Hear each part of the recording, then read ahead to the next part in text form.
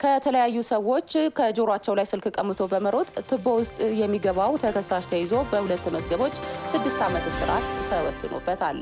በቡድን በመደራጀት የንግድ ቤት በር ሰብረው የስርቆት ወንጀል የፈጸሙ ተጠርጣሪዎች እጅ ከፍንጅ ተይዘው ምርመራ እየተጣራባቸው ይገኛል። 300 ሺህ ብር በባንክ ካላስገባ በቤተሰብ ላይ ጉዳት አደርሳለሁ እያለች ስታስፈራራ የነበረችን ግለሰብ በቁጥጥር ስር ውላ ምርመራ እየተጣራባት እንደሚገኝ ፖሊስ ገልጿል። በህገወጥ የጦር መሳሪያ ሰዎች ላይ ጉዳት በማድረስ ስልክ የሚቀሙ 2 ግለሰቦች ተይዘው ክስ ተመሰረተባቸው። ጤና ይስጥልን ተመልካቾቻችን፣ እንዴት ሰነበታችሁ? ሳምንታዊ የአዲስ ፖሊስ ዜናዎቻችን ሰዓት ላይ እንገኛለን። ከዜናዎቹ ጋር ኢንስፔክተር አልማዝ አባይነህ ነኝ። ጥናትን መሰረት በማድረግ በተከናወነ ኦፕሬሽን ከ200 በላይ ልዩ ልዩ የተሽከርካሪ እቃዎች ከ3 ተጠርጣሪዎች ጋር በቁጥጥር ስር መዋሉ ተገለጸ። ዘገባው የምክትል ሳጅን ፍጹም በቀለ ነው። ዝርዝሩን ያቀርበዋል። በከተማችን ከተለያዩ አካባቢዎች ተሰርቀው በህጋዊ የንግድ ሽፋን ወደ ገበያ የሚገቡ የመኪና እቃዎችና ህገወጥ ነጋዴዎች ላይ ተገቢው ጥናት ሲደረግ ቆይቷል። ተጠርጣሪዎቹ ህጋዊ የንግድ ፍቃድን እንደ ሽፋን በመጠቀም የተሰረቁ የተሽከርካሪ እቃዎችን እየገዙ መልሰው እንደሚሸጡም በተደረገው ጥናት ተደርሶበታል። የልደታ ክፍለ ከተማ ፖሊስ መምሪያ በክፍለ ከተማው ወረዳ 9 ልዩ ቦታው ሶማሌ ተራ ተብሎ በሚጠራው አካባቢ የሚገኙ 3 ግለሰቦች ይህንን የወንጀል ድርጊት እንደሚፈጽሙም ደርሶበታል። ፖሊስ የህብረተሰቡ መረጃ ተንተርሶ ባደረገው ጥናት የደረሰበትን ውጤት መነሻ በማድረግ ከፍርድ ቤት ተገቢውን የብርበራና የመያዣ ፍቃድ በማውጣት ባደረገው ብርበራ በርካታ የተሰረቁ የተሽከርካሪ እቃዎች ከ3 ተጠርጣሪዎች ጋር በቁጥጥር ስር ውለው ምርመራ እየተጣራባቸው እንደሚገኝ የልደታ ክፍለ ከተማ ፖሊስ መምሪያ ወንጀል መርማሪ ሳጅን ይሳቆች ገልጸዋል። ከህብረተሰቡ ለኛ በተሰጠን ጥቆማ መሰረት አሁን ያዘናቸው 3 ተጠርጣሪዎች በሚሰሩት በንግድ ቤታቸው ውስጥ ንግድ ፍቃዳቸውን ሽፋን በማድረግ የተለያዩ የተሰረቁ የመኪና እቃዎችን ከሌቦች እጅ ተቀብሎ እንደሚሸጡና እንደሚቀበሉ ጥቆማ ደረሰን።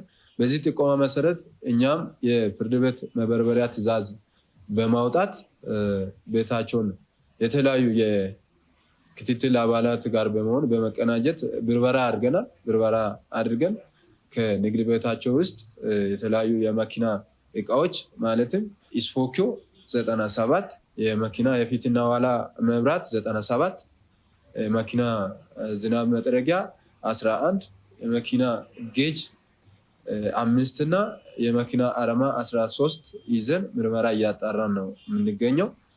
በዚህም 3 ተጠርጣሪዎች ይህንን ንብረት ተቀብሎ ይሸጣሉ ወይ ይቀበላሉ የሚል ሰዎችን ለምርመራ ይዘን ምርመራ እያጣራን ነው የምንገኘው። ሳጅን ይሳቅ አክለው ባስተላለፉት መልእክት እንደገለጹት አሽከርካሪዎች የተሽከርካሪ እቃ ሲሰረቅባቸው ለፖሊስ ጥቆማ ከመስጠት ይልቅ ከሌቦች ጋር በመደራደር መልሰው ንብረታቸውን መግዛታቸው ችግሩ እንዳይቀረፍ በማድረጉ የተሽከርካሪ እቃ ሲሰረቅባቸው ለፖሊስ ጥቆማ እንዲሰጡ መልእክት አስተላልፈዋል። በኮልፌ ቀራኒዮና በአራዳ ክፍለ ከተሞች በርካታ የሺሻ ማስጠቀሚያ እቃዎችና አደንዛዥ እጾች ተወገዱ።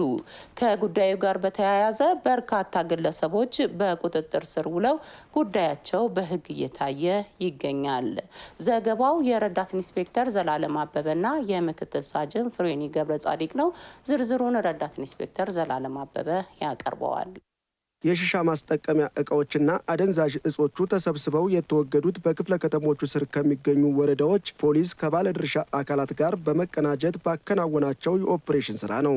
የኮልፌ ቀራኒዮ ክፍለ ከተማ ፖሊስ መምሪያ የማህበረሰብ አቀፍ ፖሊስ አገልግሎት ዲቪዚዮን ኃላፊ ኢንስፔክተር ተዘራ ከፍ ያለው በክፍለ ከተማው ስር በሚገኙ 11 ወረዳዎች በቅርብ ጊዜ በተከናወነ የኦፕሬሽን ስራ በርካታ የሺሻ ማስጠቀሚያ እቃዎችና ካናቢስ የተባለ አደንዛዥ እጽ እንዲሁም ሌሎች በሕግ ያልተፈቀዱ እቃዎች ተሰብስበው መወገዳቸውንና ከጉዳዩ ጋር በተያያዘም 171 ሰዎች ተይዘው ጉዳያቸው በሕግ እየታየ መሆኑን ተናግረዋል። በቅርብ ጊዜ በነበረ የኦፕሬሽን ሂደት ነው የተሰራው። አከራይ ተከራይ ከምንለው ተከራዮች፣ መጠጥ ቤቶች፣ ቁማሮች ወደ 376 የሚሆን ሺሻ እቃዎች ከ11 ኪሎ በላይ ካናቢስ ወይም ደግሞ አደንዛዥ እጽ 175 እሽግ የሆነ የምግብ እጥረት ላለባቸው ህጻናት የሚውል ግን በኮንትሮባንድ የገባ እነሱንም የማቃጠል ስራ ነው እየተሰራ ያለው። የክፍለ ከተማው አስተዳደር ሰላምና ጸጥታ ጽሕፈት ቤት ኃላፊ አቶ ሁሴን ቢሉ በበኩላቸው ፖሊስ ከባለድርሻ አካላትና ከህብረተሰቡ ጋር ተቀናጅቶ የህዝብን ሰላምና ደህንነት በሚያውኩ ነገሮች ላይ ውጤታማ ስራ እየሰራ መሆኑንና ቀጣይም ይህ ተግባር ተጠናክሮ እንደሚቀጥል ገልጸዋል። ወጣቶችን አልባሌ ቦታ እንዲውሉና ለተለያየ ወንጀል የሚያነሳሱ ነገሮች ነበሩ። ይሄ በህብረተሰብ ተሳትፎና በፖሊስ ጠንካራ ክትትል የተገኙ ናቸው። ቀጣይም ደግሞ እንደነዚህ አይነት መሰል ጉዳዮች ወንጀልን ለመቀነስ ከማህበረሰቡ ጋር ከመምሪያ ጋር እንደዚሁም ደግሞ በየደረጃ ካለው በትክክል ወንጀልን የመጨቆን ስራ የምንሰራበት ሁኔታ ነው የምኖረው። ያነጋገርናቸው የክፍለ ከተማው ነዋሪዎች በሰጡት አስተያየት የተወገደው የሺሻ ማስጠቀሚያ እቃና አደንዛዥ እጽ ብዙ ወጣቶችን ከጉዳት የሚታደግ እንደሆነና ህብረተሰቡም ይህንን ተግባር በመደገፍ ወጣቱን በማስተማር ከጸጥታ ኃይሉ ጎን እንዲሰለፉ አሳስበዋል። ልጆቻችን ወደ መጥፎ መንገድ እንዳይገቡ፣ ወደ ሱስ እንዳይገቡ ማንኛውም ነገር መጠቀም ያለብን ለራሳችን የሚጠቅመን ነገር እንጂ የሚጎዳን ነገር መጠቀም እንደሌለብን ልጆቻችን በብዙ ጊዜ እናስተምራለን። አሁንም ቢሆን የምንቀጥልበት ይሆናል። ማህበረሰብ ለፖሊስ አጋዥ ካልሆነ ፖሊሱ ብቻውን ሊሰራው አይችልም። ይህም በማህበረሰብ ነው በጥቆማ መልክ ነው ሊገኝ የቻለው። ምክንያቱም ካለኝ ጎረቤቴ ካልጠበቁትና ያንን ጉዳት ማድረሱን ለፖሊስ ካላመለከቱ የኔም ነገር በእኔ የሚደርስ ስለሆነ አብረን ተባብረ ነው እየተንቀሳቀሰ ያለ ነው። በዚህ አይነት ይቀጥል ነው።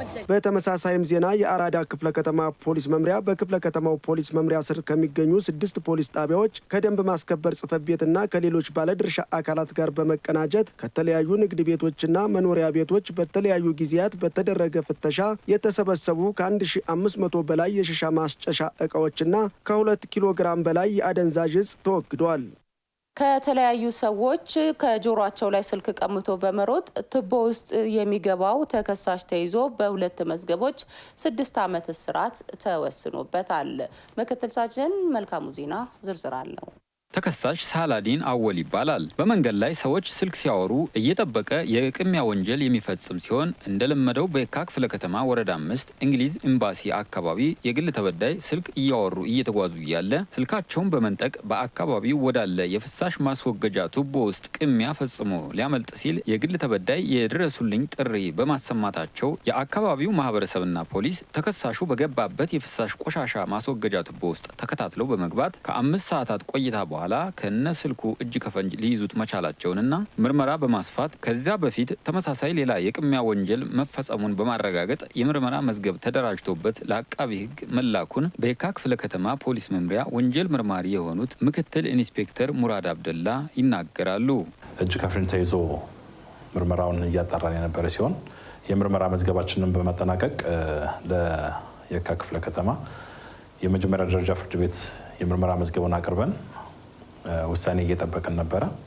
በተመሳሳይ ወንጀል ይህ ተጠርጣሪ በቀን 2/2018 ከአንድ እንደዚሁ በተመሳሳይ ቦታ ላይ ይሄን ድርጊት ፈጽሞባቸው የግል ተበዳይም በቀርበው ፖሊስ ጣቢያ ክስ መስርተው ነበረ። ነገር ግን ይሄ ተጠርጣሪ ተይዞ ከመጣ በኋላ የማስመረጥ ስራ ሰራን።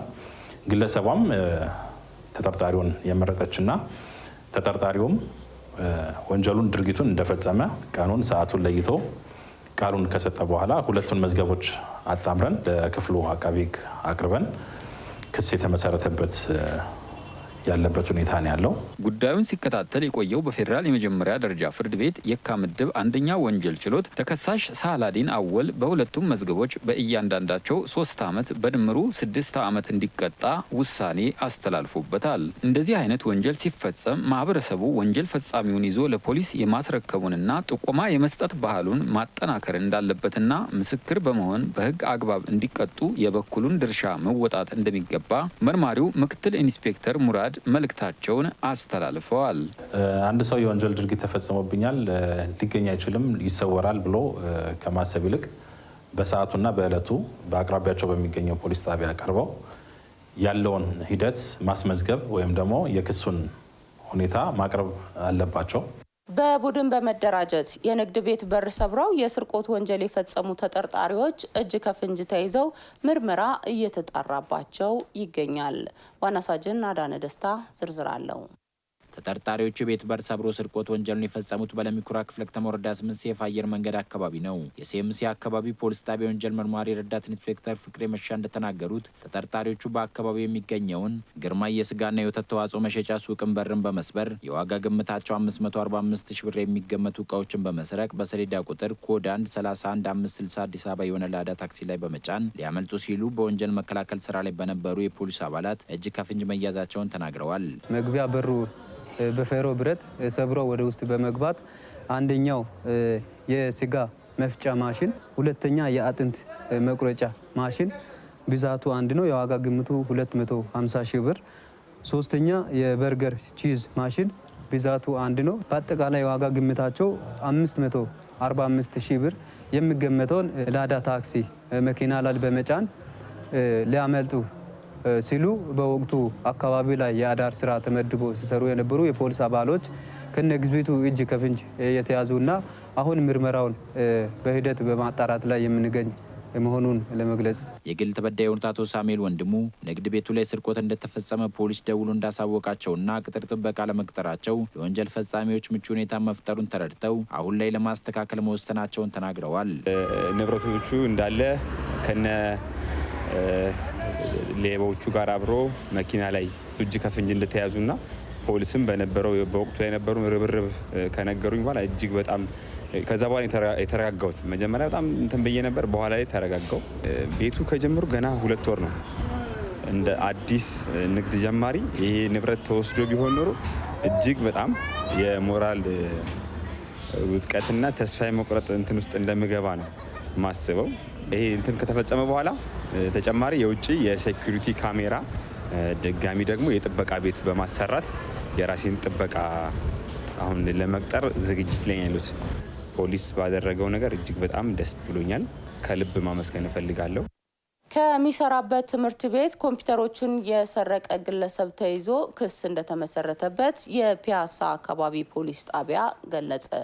ዘገባው የምክትል ሳጅን ፍሬውኒ ገብረ ጻዲቅ ነው። ዋና ሳጅን አባብል ከበደ ዝርዝሩን ታቀርበዋለች።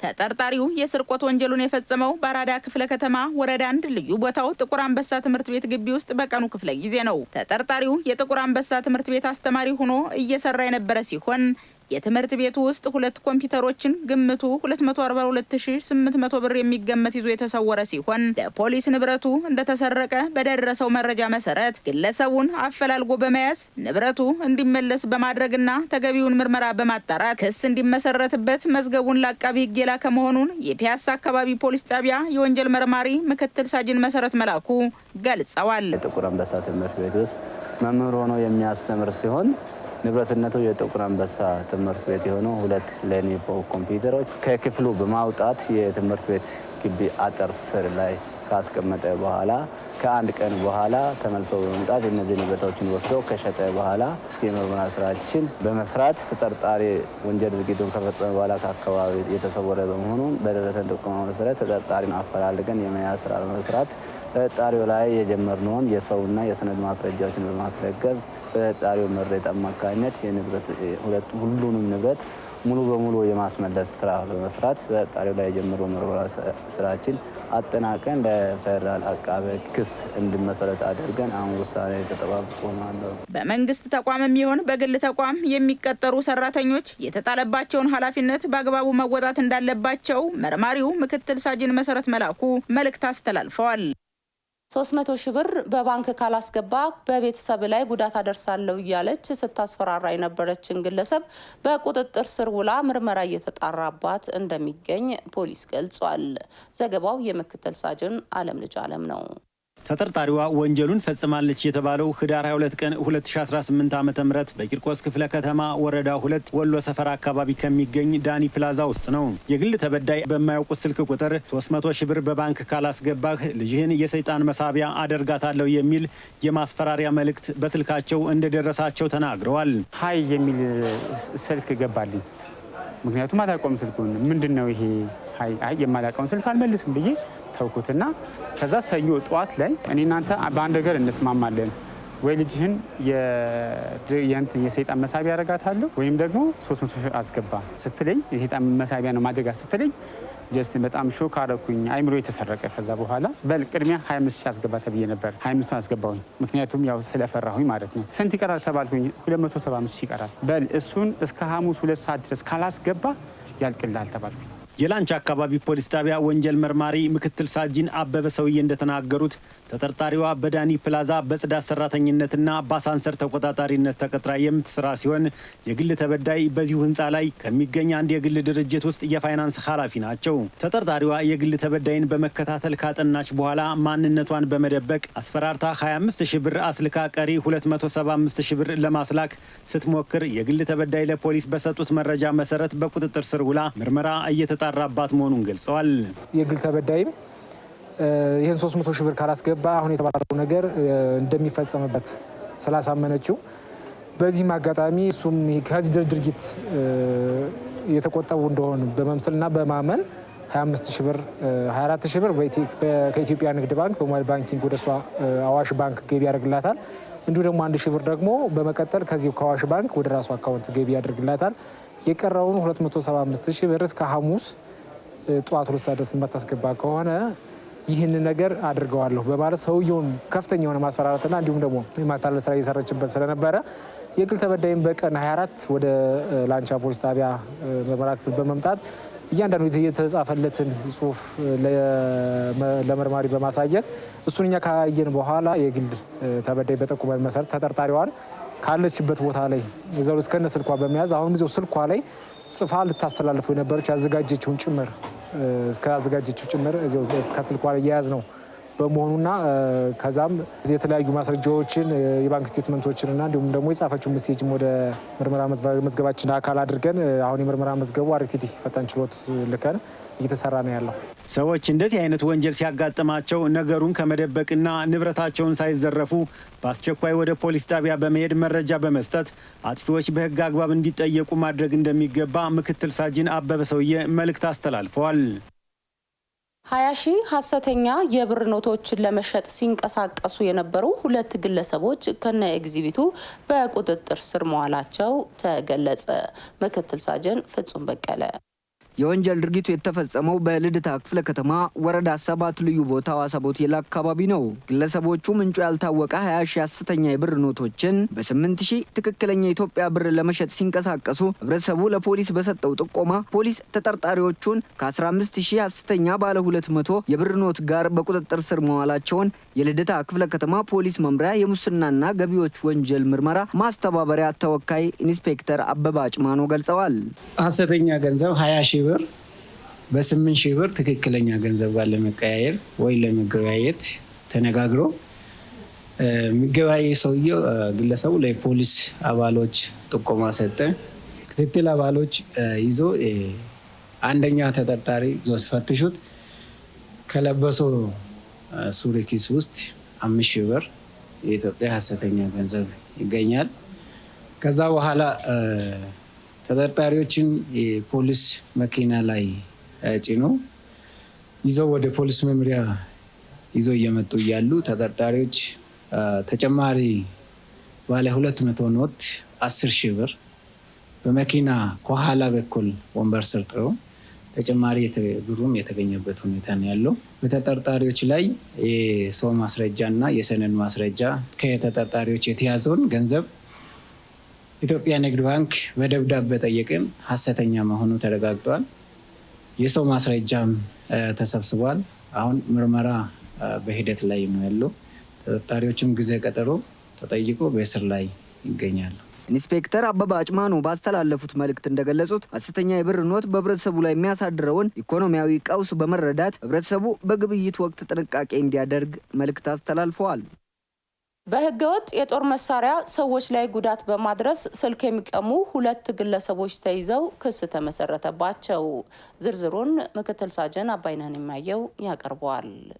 ተከሳሾቹ የወንጀል ድርጊቱን የፈጸሙት በንፋስ ስልክ ላፍቶ ክፍለ ከተማ ወረዳ 12 አዲሱ አስፓልትና ላፍቶ መስጊድ ተብሎ ከሚጠራው አካባቢ ነው። የንፋስ ስልክ ላፍቶ ክፍለ ከተማ ፖሊስ መምሪያ የልዩ ልዩ ወንጀል ምርመራ ማስተባበሪያ ተወካይ ኃላፊ ዋና ሳጅን መኳንን ተመስገን ተከሳሾቹ አንድ ሽጉጥና ሳንጃ በመያዝ ሁለት ግለሰቦችን በተለያየ ቦታ በማስቆምና ተኩሰው ጉዳት በማድረስ ይዘዋቸው የነበሩ ስልኮችን ይዘው የተሰወሩ ቢሆንም ፖሊስ በደረሰው ጥቆማ አፈላልጎ በመያዝ ምርመራ ሲያጣራ ቆይቶ በክፍሉ አቃቢ ሕግ በኩል ክስ እንደተመሰረተባቸው ተናግረዋል። የውንብድና ወንጀል እንደተፈጸመበት ፖሊስ ጥቆማ ደርሶ በቦታው ሂዶ ምርመራ ሲያጣራ ተጠርጣሪዎች የፈጸሙት የግል ተበዳይን መሬት ላይ በማስበርከክ በወቅቱ ይዞት የነበረን ሳምሰንግ A32 የዋጋ ግምቱ 17,000 ብር የሚያወጣ የግል ተበዳይን በሽጉጥ ተኩሶ በመምታት ሞባይሉን ይዘው የተሰወሩ ሲሆን በድጋሜ በተመሳሳይ የግል ተበዳይ አቡበከር መሐመድ የተባለውን መሬት ላይ በማስበርከክ በወቅቱ ይዞት የነበረን አይፎን ፕሮማክስ የዋጋ ግምቱ 100,000 ብር የሚያወጣ ንብረት የግል ተበዳይን ሆዱ ላይ ተኩሶ በመምታት ሞባይሉን የወሰዱ መሆኑን ለንፋስ ስልክ ፖሊስ መምሪያ ጥቆማ ደረሰ። ጥቆማ ከደረሰም በኋላ የምርመራ ክፍልና የክትትል ክፍል በማቀናጀት ተጠርጣሪዎች ይገኙበታል ወደ ተባለው ቦታ ላይ የክትትል ክፍሉና የምርመራ ክፍሉ ሄዶ ተጠርጣሪዎችን ለመያዝ በተደረገ ጥረት የክትትል አባሎች ተኩስ የተከፈተ ሲሆን ነገር ግን የክትትል ክፍልና የምርመራ ቡድኑ የተቀናጀ ከመሆኑ አንጻር ተጠርጣሪዎችን በቁጥጥር ስር በመዋል አንደኛ የተያዘ ኤግዚቢት ተጠርጣሪዎች ለወንጀል መፈጸሚያ የሚጠቀሙበት ፓልኮል ሽጉጥ ከ7 ጥይት ጋር 01 ካርታ የወታደር ሳንጃ በመያዝ ምርመራ የማጣራት ስራ ተሰራ። ህብረተሰቡ መሰል የወንጀል ድርጊቶች እየተፈጸሙ እየተመለከተ ዝምታን መምረጥ የለበትም የሚሉት ዋና ሳጅን መኳንንት በየትኛውም አጋጣሚ ወንጀሎች ሲፈጸሙ ሲመለከት ለፖሊስ ጥቆማ የመስጠት ባህሉን አጠናክሮ መቀጠል ይኖርበታል ብለዋል። በመንገድ ዳር የትራፊክ አደጋን ለመከላከል የተተከሉ የአጥር ብረቶችን የሰረቁ 3 ተከሳሾች በእስራት ተቀጡ። ዋና ሳጅን አባብል ከበደ ወንጀሉ የተፈጸመው በጉለሌ ክፍለ ከተማ ወረዳ 10 ሸጎሌ መንደር 7 እየተባለ ከሚጠራው አካባቢ ከንጋቱ 12 ሰዓት ነው። አብዲ ሀብቴ፣ ብርሃኑ ነጋሳና እንዳለጌታቸው የተባሉ ግለሰቦች ወንጀሉን የፈጸሙ ሲሆን የወንጀል አፈጻጽሙን በተመለከተ የጉለሌ ክፍለ ከተማ ፖሊስ መምሪያ ወንጀል መርማሪ ዋና ሳጅን ብርሃነ መስቀል ጫሌ ተናግረዋል። ንብረትነቱ የአዲስ አበባ ከተማ አስተዳደር የመንገድ ዳር ትራፊክ ማናጅመንት የመንገድ ዳር አደጋ መከላከያ ብረቶችን ነው ጭኖ ሲሄዱ የነበሩት። ያው በዋጋም ሲተመን የዋጋ ግምቱ 1,255,667 ከ50 ሳንቲም የሚገመት ንብረት በቆራርጦ በ4 ቦታ ላይ አድርጎ በማዳበሪያ ጭነው እየሄዱ ተይዞ በዚህ ዙሪያ ምርመራ ተጣርቶ ክስ ከተመሰረተ በኋላ ጉዳዩን ሲከታተል የቆየው የፌዴራል የመጀመሪያ ደረጃ ፍርድ ቤት መናገሻ ምድብ አንደኛ ወንጀል ችሎት ጥፋተኞችን ያርማል፣ ሌሎችን ያስተምራል በሚል ተከሳሽ አብዲ ሀብቴን በ8 ዓመት ጽኑ እስራት እንዲሁም ብርሃኑ ነጋሳና እንዳለጌታቸውን በ6 ዓመት ከ9 ወር ጽኑ እስራት እንዲቀጡ ወስኖባቸዋል።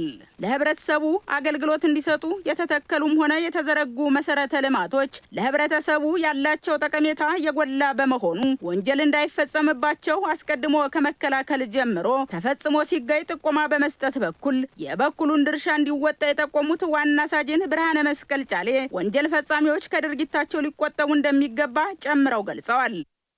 የቦሌ ክፍለ ከተማ ፖሊስ መምሪያ የአድራሻ ለውጥ ማድረጉን አስታወቀ። ዘገባው የዋና ሳጅን ደጀኔ ውልፋታ ነው። ዝርዝሩን ዋና ሳጅን አዳነ ደስታ ያቀርበዋል። የቦሌ ክፍለ ከተማ ፖሊስ መምሪያ ለተገልጋዩ ህብረተሰብ ምቹ ሁኔታን ለመፍጠር በፊት ከነበረው ወረዳ 13 ልዩ ቦታውን አንበሳ ጋራዥ አካባቢ ወደ ወረዳ 5 በተለምዶ 24 ቀበሌ 40/60 የጋራ መኖሪያ ቤቶች አካባቢ መቀየሩን ይፋ አድርጓል። የክፍለ ከተማው ፖሊስ መምሪያ ኃላፊ ረዳት ኮሚሽነር አድማሱ ይፋ እንደተናገሩት የቀድሞው ፖሊስ መምሪያ ለተገልጋዩ ህብረተሰብ ቀልጣፋ ፖሊስ አገልግሎት ለመስጠት ምቹ አለመሆኑን ተናግረዋል። ቦሌ ክፍለ ከተማ ፖሊስ መምሪያ የራሱ ህንጻ አልነበረውም። በክራይ ነው የቆየ ነው። በክራይ ብቻ ሳይሆን ምቹ የስራ አካባቢ መፍጠር አልተቻለም። በርካታ ሰዎች ወደ ፖሊስ ይመጣሉ። መኪና የሚያቆሙበት በቂ ስፍራ አልነበረም። ውስጥ ለውስጥም ስለሆነ ደግሞ በቀላሉም ሰዎች መጥተው የተቸገሩትን ነገር ለማመልከት የሚችሉበት ሁኔታ የለም ማለት ነው። ስለዚህ በየወሩም ደግሞ ክራይ ይከፈልበታል። የተገነባው ህንጻ ወይም ደግሞ የተከራየነው ህንጻ የፖሊስ ተቋም ሲገነባ ለእስረኛም ምቹ ቦታ መፈጠር አለበት። ለዛም ፋሲሊቲ ያስፈልጋልና ያ የነበርንበት ህንጻ ለፋብሪካ ተብሎ የተሰራ ስለሆነ በርካታ ወጪ ወጥቶ ፓርቲሽኖች ተሰርቶ ነው ስንገለገልበት የቆየ ነው ማለት ነው። አሁን ላይ ግን የከተማ አስተዳደሩ በወሰደው ቁርጠኝነት የከተማው ኮንስትራክሽን ቢሮ ዲዛይንና ኮንስትራክሽን ቢሮ ኃላፊነቱን ወስዶ በአጭር ጊዜ ውስጥ ይህን የመሰለ ህንፃ ገንብቶልናል ማለት ነው። ረዳት ኮሚሽነር አድማሱ አያይዘውም የአዲስ አበባ ከተማ አስተዳደር ባደረገው የገንዘብ ድጋፍ አዲስና ደረጃውን የጠበቀ ህንፃ በማስገንባት ለህብረተሰቡ አገልግሎት አሰጣጥ ምቹ በሆነ ህንፃ ስራውን በይፋ መጀመሩን የገለጹ ሲሆን አስፈላጊውን ድጋፍ ላደረጉ ተቋማት ምስጋናቸውን አቅርበዋል። የቦሌ ፖሊስ መምሪያ አሁን ከነበረበት በተለምዶ አንበሳ ጋራጅ ወይም ቶቶት ዝቅ ብሎ ገቢዎች አጠገብ ነው የነበረው ቢሮአችን። አሁን ደግሞ 24/40/60 አካባቢ ላይ በተለምዶ 24 ቀበሌ የሚባል 40/60 ኮንዶሚኒየም ፊት ለፊት ላይ ይሄን የመሰለ የተንጣለለ ግቢ ውስጥ ይሄን የመሰለ ህንፃ ተገንብቶ አልቆ ህብረተሰባችን የቦሌ ፖሊስ መምሪያ ወደዚህ የተዛወረ መሆኑን አውቆ አገልግሎት ለማግኘት በሚመጣበት ጊዜ ወደ 24 አካባቢ በቀላሉ መጥተው አገልግሎት ማግኘት እንደሚችል በዚሁ ለመግለጽ እፈልጋለሁ። ለዚህ ሁሉ ለተደረገው ነገር ድጋፍ ላይ ያደረጉልንን ተቋማትን በሙሉ እናመሰግናቸዋለን። ውድ ተመልካቾቻችን የዕለቱ የአዲስ ፖሊስ ዜናዎቻችን የተከታተላችሁትን ይመስል ነበረ። ከዜናዎቹ ጋር ኢንስፔክተር አልማዝ አባይነህ አብሬያችሁ ቆይቻለሁ።